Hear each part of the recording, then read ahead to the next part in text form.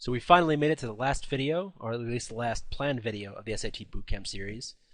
As was the case with the math series, if I've forgotten anything, or if I've missed something, or if you're still confused on a particular topic, or if I made a mistake on something that needs to be fixed, please let me know. I try to be as accurate as possible, but sometimes I can talk myself into mistakes for whatever reason. But really, if there's something still confusing or if I forgot something, please let me know and I'll add more videos onto the end of the series. But right now, this is the last one that I've planned, and this one is on wordiness. This is not necessarily a grammar issue.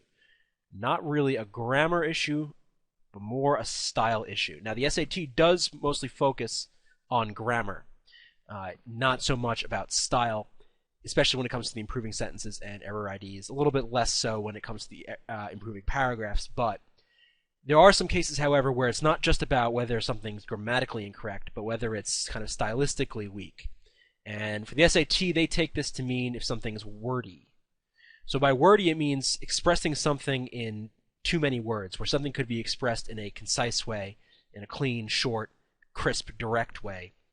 And what I'm going to do in this is give you a number of examples where we can see some examples of some actual wordy sentences and ways to fix them if you wanted to. But on the SAT, remember the general rule is all things equal, all things being equal, if there are two choices you're stuck between where you've got, grammatically, both sentences are grammatically okay, pick the one that's shorter, pick the one that's more concise, pick the one that's cleaner, and avoid these kinds of wordiness. So let's look at some examples. What I've done here is I've taken some questions from the Blue Book. There are some sentences that they consider to be wordy.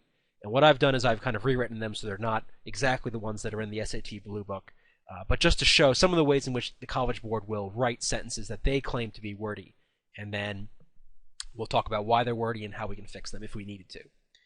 First one, that test is being hard to study. So as you probably tell, the word being here is generally never right. Remember when I talked about the gerunds and participles video, that being is generally never right. And that's because on the SAT, they're going to use being to make either sentence fragments or they're going to be wordy. So in this case, that test is being hard to study. This is not necessarily grammatically incorrect, right? You can imagine I could say something like, that boy is being troublesome. That's fine. Because in this case, we've got a noun participle, or excuse me, a gerund phrase, being hard to study. It's just it's wordy. Get rid of the being and just have hard to study. That test is hard to study. There you go. You don't need the being. It's just excess words. So sometimes you'll see being or other gerunds or participles being used to either make fragments or, in this case, just too much nouniness, if you can put it, kind of nounification, to coin maybe a new word. Turning what should be just clean, crisp verb relationships into nouny messes. And that's what's going on here. So we would just get rid of being and be left with that test is hard to study. I wrote the essay with my purpose to be the releasing of prisoners. This is another example of, grammatically, it's not terrible. I wrote the essay. I mean, it's unidiomatic. It doesn't really go together very well. So maybe even grammatically it would be wrong. With my purpose to be the releasing. Even if it were considered grammatically correct, it's just such a mess in terms of its construction. So first, I wrote the essay, no problem. With my purpose to be, that's just not very idiomatic. And with my purpose to be, kind of weird. And then we have the releasing, a gerund phrase with this purpose, the releasing of the prisoners, this gerund phrase. Just too much nouniness, too many prepositions, too much unidiomatic mess. So how will we change this? Well, there's a lot of ways. Maybe one way would be something like, I wrote the essay in order or to aid the release of the prisoners, or I wrote the essay in order to help release the prisoners, or whatever. I wrote the essay to help release the prisoners. I don't know. There's a lot of different ways you can rewrite it, but we need to just cut it down, make it shorter, make it more concise, and flow together. All right, next one. I want to begin in the participation of the league. So sometimes you'll see, as in this case, a prepositional phrase thrown in kind of unnecessarily. I want to begin in the participation of the league. We can change this. I want to begin in the league. So get rid of this whole thing. That's a little weird. I want to begin the league. Not terrible, but maybe not really telling us what this sentence wants to say, which is this person wants to join the league. So we might want to just use a different verb. I want to join the league would probably be the best revision of this. But here you can see we've got poor diction, just poor word choice, unidiomatic use of prepositions, and then these just kind of prepositional phrase stacked after each other is just not very concise. Next question. During the battle, the rebels blew up a dam, and this confused the government. So, nothing grammatically incorrect with this. During the battle, the rebels blew up a dam. So we've got this introductory prepositional phrase. Sometimes you'll see it with a comma, but really you don't need a comma. During the battle, the rebels blew up a dam, comma, end. So we have got two independent clauses connected by a comma, end. That's fine. This confused the government. So grammatically, it's fine, but stylistically, it could be cleaned up, right? Because assuming the sentence is trying to say that during the battle, the rebels blew up a dam in order to affect the confusion of the government, to bring about the confusion of the government. So we can change this by getting rid of this and write to confuse the government. There you go. During the battle, the rebels blew up a dam to confuse the government, or whatever, right? There's a lot of ways we could rewrite this, assuming that's what the meaning of the sentence was going for. But notice here, it's not really a grammar error, it's just it could be written a little more clean. Generally, on SAT questions, the initial... So you might not get this as the initial... Oh, no, I guess you would. But there's a lot of ways they could rewrite it, and then in those cases, you want to find the way that will rewrite it cleanest, but also not introduce any new grammar errors. Let's look at this next one. The men walking to their barracks, they decided to disobey the orders. Now, this one actually is a comma splice. Actually, it's a fragment, or poor modifier. The men walking to their barracks, they decided to disobey the orders. I mean, what would this be considered? The men walking to their barracks.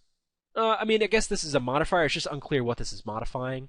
In any event, we need to change this to show that, well, who these they were. I guess it's going to be the men. But what we can do to fix this, for instance, is get rid of this. Just make this an introductory modifier, or participle phrase here, to modify. And then put, instead of they, just do the men. So, walking to their barracks, the men decided to disobey orders. Now we've got this participial phrase that's modifying the men, and there we go. Before we had... I don't know what you would call this. Would it be, I guess maybe an absolute phrase, potentially? I don't know. But regardless of what it is, this is just a far better revision of the sentence. Cleaner, more concise, and would be correct on the SAT. Next one. I quit my job due to the fact that I hated my boss. This one, as you might be able to tell, is simply the problem with due to the fact. You can just rewrite this as because, or you can get rid of the that as well. So, I quit my job because I hated my boss. There you go. Done. Get rid of 5 words and replace it with 1. Next sentence. I would like to join the club. Actually, let me change that. I think I wrote the sentence wrong. But I am. So, I would like to join the club, but I am forbidden to join the club, to join by the club members. So this one's not terrible, actually, now that I read it. I guess the one thing I was going for with this one is, there's nothing necessarily wrong with this, but if you see this in the active version, this is passive voice, right? I am forbidden to join by the club members. If you see this in the active voice, so if we see this as, I would like to join the club, but the club members forbid me, something like that, that would probably be a better version of this. But then it's not even close because, frankly, I don't know, this is not a great example, but the point I'm trying to make with this one is that just be on the lookout for active and passive voice. Generally pick active voice over passive. This one's not terrible because, frankly, maybe we want to emphasize that I am forbidden. So, not a great sentence example, but I think what I want to show here is that just look out for passive and active voice and always choose active, or choose active sometime, most of the time, over passive, unless you've got a good reason to choose passive. Last one. The painter is always busy considering that his paintings combine both beautiful aesthetics and a long-lasting nature. So there's a lot of awkward phrasing here. Considering is a rather odd way to connect these two, the subordinate clause to this independent clause. So I might want to consider using because here to make this a subordinate clause. Get rid of the that.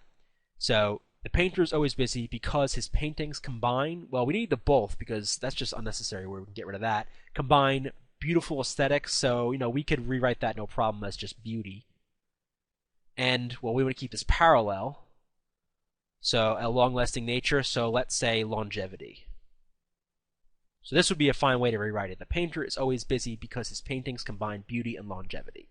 Right? That keeps the essential meaning of the sentence while cutting it down, making it more concise. Again, there was really nothing wrong The considering is not great. That's probably wrong.